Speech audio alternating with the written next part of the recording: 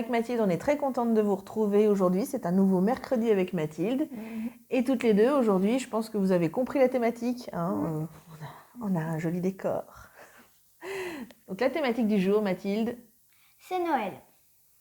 voilà, parce qu'en fait, on est dans la période de l'Avent et avec Mathilde, notre tradition depuis 11 ans que Enfin, depuis 11 ans.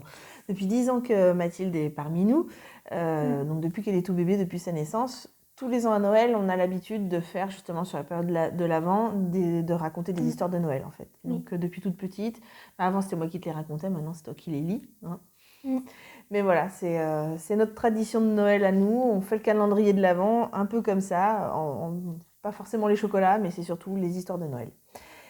Voilà. Donc Mathilde, aujourd'hui tu veux nous parler de quel roman ? Le Père Noël et moi. Ça c'est écrit par Matt Haig et illustré par Chris Mould. Oui, parce qu'il y a de très belles illustrations dans ce roman. Hein. Tu peux me le passer, merci. Alors, voilà une illustration très comique à la fin du livre. Bon, c'est plutôt bien illustré et c'est très rigolo. Ok, donc je vois aussi sur la 4e de couverture que c'est un roman qui est conseillé pour les 9-12 ans. Je pense que tu es d'accord avec ça ? Oui, on peut peut-être même le commencer un tout petit peu plus tôt. Si on a moins de difficultés de lecture, on peut le commencer vers 7 ans, à lire avec les parents si t'es petit. Mais oui, c'est faisable, quoi. Ouais, 7-8 ans pour les bons lecteurs, mais après 9-12, je pense que ça tape dans la bonne tranche d'âge, hein, on est d'accord.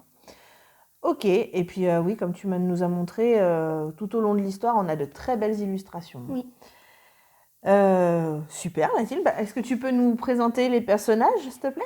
Okay. Je vois là sur la couve, on a, vous voyez, on a un Père Noël, on a une jeune fille, une ado apparemment, et puis on a un espèce de lapin. Je ne sais pas si vous voyez bien. Voilà. Il est là. Donc évidemment, on aura le Père Noël. Alors la jeune fille, c'est Amélia Espérance, ou Amélia. Le Père Noël, on va plus souvent l'appeler Nicolas. Et il y a la femme du Père Noël, c'est Marie-Ethel Winters ou Marie. Voilà. Ok. Alors le Père Noël, Nicolas, Saint-Nicolas, voilà, c'est logique. Hein ? Oui. Ok. Et le lapin, est-ce que tu peux nous dire, c'est un personnage important ou c'est juste comme ça sur la couve ? C'est un personnage qui va apparaître dans le livre à un certain moment. Bon, il n'est pas tellement méchant, mais pas tellement gentil. Ok. Vous connaissez Pâques ?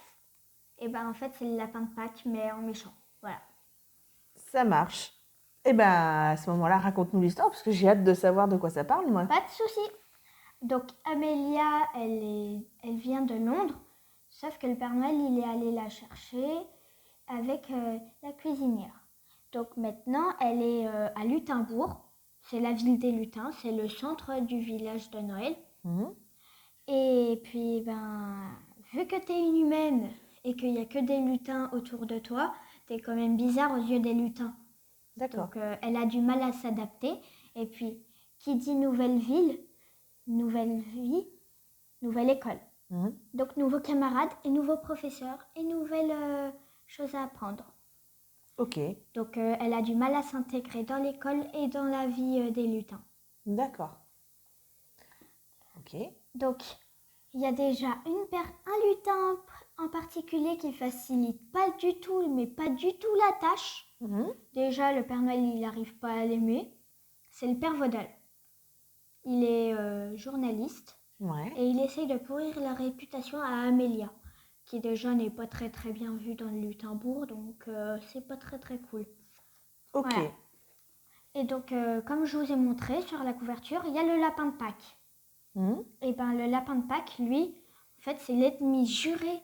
Mais l'ennemi juré, quand je dis, il veut détruire Noël absolument. D'accord. Pur. Ah ouais. Oui. Et pourquoi ? Il est jaloux. Ah, donc en fait, le lapin de Pâques est jaloux de Noël, c'est ça ? Parce que Noël est beaucoup plus populaire Que Pâques. que Pâques. Ok. Ça marche.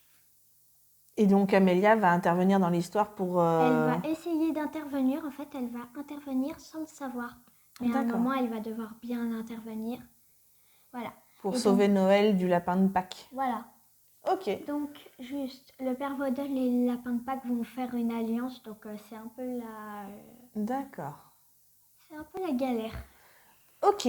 Donc il y a de l'intrigue et puis il y a de l'animation hein, de ce que je vois à Lutimbourg. Oui, Hein. parce que déjà, c'est une ville vivante avec plein de lutins. Hmm. Puis, ça bouge, quoi. Ok. Noël arrive. Donc c'est une histoire quand même qui reste drôle. Hein. Ça fait pas C'est- pleurer dans les chaumières cette histoire. Non, ça, c'est comique. C'est comique parfois. D'accord. Parfois, c'est un peu triste quand tu entends une histoire du lapin de Pâques parce que il n'a pas eu une vie facile, le lapin de Pâques. C'est pour ça qu'il y a parfois des moments où on peut pleurer. Mais enfin, c'est des moments qui se rattrapent sur l'humour. D'accord. Ok. Et donc en fait tu l'as bien aimé ce livre, c'est ça? Oui, On peut dire aux gens tu le conseilles ce livre. oui. Ok. Eh ben écoute, je te remercie. Est-ce que tu aurais d'autres choses à nous raconter sur ce livre? Non, je pense que tu en as fait le tour, c'est ça? Si, il y a d'autres livres dans la même collection. Donc, moi, je les ai pas encore eus, ni lus, donc. Je vous les conseille fortement, je pense. Et puis si vous avez eu l'occasion soit de lire celui-ci, soit d'en lire d'autres de la même collection ou du même auteur, ben, n'hésitez pas à nous dire en commentaire ce que vous en avez pensé. Mm. Et puis si vous les conseillez à Mathilde, du coup, s'ils sont aussi bien que celui-ci. Mm. Et puis je pense qu'on peut vous dire aussi qu'il y a d'autres lectures de Noël qui sont sympas. Moi, j'en ai quelques-unes, je vous prépare pour ma partie à moi, d'autres retours sûrs, ou d'autres vite fait. Mais on peut citer des classiques. On a Charles Dickens. On a le conte Casse-Noisette d'Hoffmann. Donc, Oui, ça, Casse-Noisette, c'est obligé. Monsieur Scrooge. ben voilà, avec Dickens. Donc on a quand même pas mal de petites histoires comme ça de Noël qui sont vraiment Le sympas. Grinch. Le Grinch, oui. C'est toutes c'est des petites histoires à voir ou à lire en famille. Parce que le Grinch, ça a été adapté en film. Casse-Noisette, ça a été adapté en film. Je crois que grosso modo, tout a été adapté en film ou en dessin animé au final. Mais c'est vrai que c'est des histoires qui restent sympas pour la période de l'Avent. Alors, si vous ne voulez pas faire manger trop de chocolat à vos enfants, n'hésitez pas à faire comme nous. Hein. Enfin, je pense que Mathilde en est contente. Manger des livres. Manger des livres. C'est une très bonne expression. Merci ma chérie. Je crois qu'on va s'arrêter là-dessus parce que c'était vraiment excellent. Donc, suivez le conseil de Mathilde. Pour la période de l'Avent, pas de chocolat, mangez des livres. À bientôt les amis. Bye bye.